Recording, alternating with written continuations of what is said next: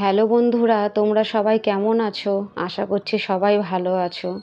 তো আমি এই ভিডিওটা দিচ্ছি ঠিক পৌষ সংক্রান্তর পরে। পৌষ সংক্রান্ত মানেই যে পিঠে খাওয়ার দিন শেষ, মোটেও তা নয়। পুরো মাঘ মাস ঠান্ডাটাই পড়ে রয়েছে পিঠে খাওয়ার জন্য। তো আমি তোমাদের জন্য একটা একদম নরম সফট তুলতুলে মালপোয়া রেসিপি নিয়ে চলে এসেছি। এখানে আমি হাফ চামচ নুন নিয়ে নিচ্ছি আর নেব হাফ চামচ আদা পাউডার। তোমাদের কাছে যদি আদা পাউডারটি না থাকে তোমরা আদা রস করে সেটা ছেঁকে হাফ চামচের মতো নিতে পারো, তাতে ফ্লেভারটা স্বাদে খুব ভালো হয়। আমি নিচ্ছি আমুল গুল দুধ নেব 1 কাপ। তো যেহেতু দুধটা খুব ভারী হয় তোমরা সে বদলে অন্য দুধ নিলে একটু বেশি করে দুধের পরিমাণটা নেবে। এখানে একটা হ্যান্ড ব্লেন্ডার নিয়ে নিচ্ছি, সে বদলে তোমরা যেটা হাত বা চামচ যেটা ইউজ করতে পারো। এখানে নিচ্ছি সুজি 4/3 ভাগ, আর নিচ্ছি 1 কাপ ময়দা। এখানে আমি এই কাপ দিয়ে মেপে 2 কাপ গুড় নিয়ে নিচ্ছি আর নিচ্ছি 700 গ্রাম তেল, সাদা তেল। তো এখানে আমি ময়দাটা যেহেতু 1 কাপ নিয়েছি, সুজিটা 4/3 ভাগ নিয়েছিলাম, আর চালের গুঁড়ো আমি নিব এখানে 2 কাপ। চালের গুঁড়োর পরিমাণটা আমি একটু বেশি রাখছি, আর সুজিটা অনেকটাই কম দিচ্ছি কারণ সুজিটা দিলে ক্রিস্পিটা অনেক বেশি হয়ে যায়। তোমরা যারা অতিরিক্ত ক্রিস্পি পছন্দ করো তারা সুজিটা বেশি ইউজ করতে পারো, বাট আমার একটু নরম তুলতুলেটা বেশি পছন্দ। তো এখানে যা যা নিচ্ছিলাম, হাফ চামচ নুন, হাফ চামচ মতো আদা গুঁড়ো আমি আন্দাজ করে দিয়ে নিচ্ছি। এই আদার রস বা আদা পাউডারটা বন্ধুরা তোমরা অবশ্যই ব্যবহার করে দেখো একবার, এটা টেস্ট আর ফ্লেভারটা একেবারেই অন্যরকম আসে। তো সবগুলো আমি শুকনো জিনিসগুলো আমি সব একসঙ্গে মিশিয়ে নিচ্ছি। এবারে আমি এখানে দুধটা দিয়ে দেবো। আমি 1 কাপ পরিমাণ মতো দুধ নিচ্ছি, খুব ভারী বলে তোমরা সেই জায়গায় পুরো গোলাটা দুধ দিয়ে গুলতে পারো বা সেখানে আরেকটু বেশি দুধের পরিমাণটা বাড়াতে পারো। এখানে আমি জল নিব 2 কাপ। এই জলটা কিন্তু আমি অবশ্যই উষ্ণ গরম করে নিচ্ছি। এই উষ্ণ গরম জল দেওয়ার কারণেই কিন্তু এই মানে গোলাটা খুব সফট আর খুব মানে একটা নরম হবে পিঠেটা খেতে। এটাতে অবশ্যই তোমরা উষ্ণ গরম জলের ব্যবহারটা করবে। আর তার কারণে দেখো কোনো গুটি গুটি কিছু পাকবে না, তোমরা ভয় করো না, কারণ উষ্ণ গরম জল যেহেতু নিয়েছি আমরা, খুব সহজেই এটা ব্লেন্ড হয়ে যাবে। তোমরা হাত দিয়ে হাতা দিয়ে বা ব্লেন্ডার হ্যান্ড ব্লেন্ডার থাকলে সেটাও ইউজ করতে পারো।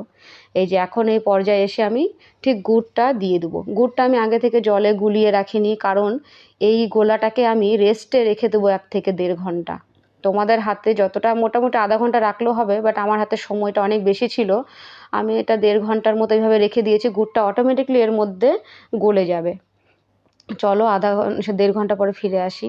এই দেখো সব গুড়গুলো কত সুন্দর এর সঙ্গে মিশে গিয়েছে দেখো।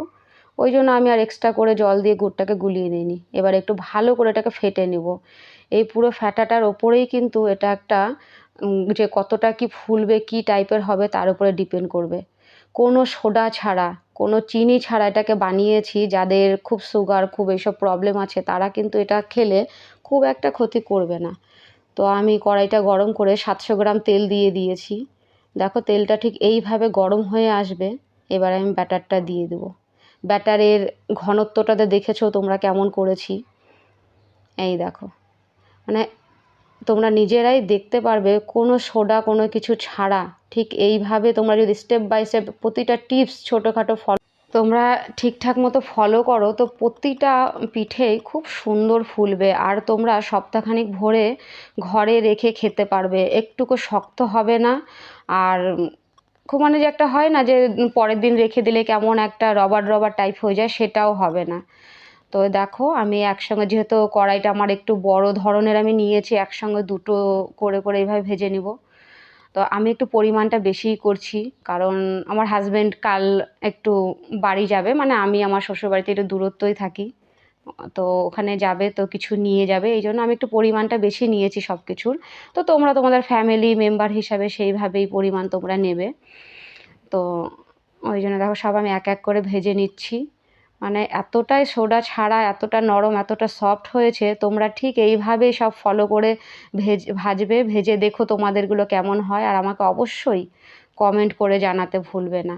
আর তোমাদেরও কিছু মতামত যদি থাকে সেটাও আমাকে বলবে। সব আমি এক এক করে ভেজে তুলে নিচ্ছি এভাবে। তো ওটার মধ্যে আমি তেলটা ঝরাতে দিয়ে দিচ্ছি, কারণ খুব তাড়াতাড়ি এটা মানে ফুলে উঠছে। আঁচটা ঠিক পুরোপুরি হাইয়ে রাখবে না, যেহেতু আমি ইলেকট্রিক এটাতে করছি, তো আমি মোটামুটি ওটাতে রেখেছি। আর গ্যাসে করলে আঁচটা মিডিয়াম টু মানে হাইয়ে দেবে না, মিডিয়ামের মধ্যেই রাখার চেষ্টা করবে, তাহলে ভেতর থেকে বেশ এটা হয়ে উঠবে। তো দেখো, এবার তোমরা যতটা আগে ঠিক গোলাটা তৈরি করে রেস্টে রাখবে যতটা, ততটাই মানে পিঠেটা ভালো হবে। রেস্টিংয়ের টাইমটা তোমাদেরকে একটু বেশি করে দিতে হবে। তো আমি দুপুরে রান্না করতে করতেই আমি ঠিক এটাকে করে রেখেছিলাম, এখন সন্ধ্যাবেলা এটা ভেজে নিচ্ছি। তো আমার বেশ অনেকটা সময় ধরে এই গোলাটা রেস্টে ছিল।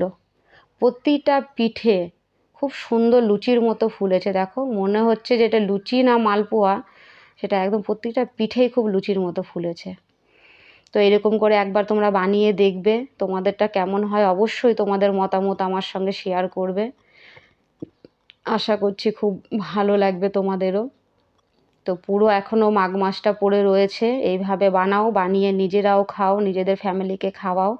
আর আমার আজকের ভিডিওটা তোমাদের কেমন লেগেছে অবশ্যই জানাবে, তার সঙ্গে একটি লাইক আর সাবস্ক্রাইব করে আমার পাশে থাকবে।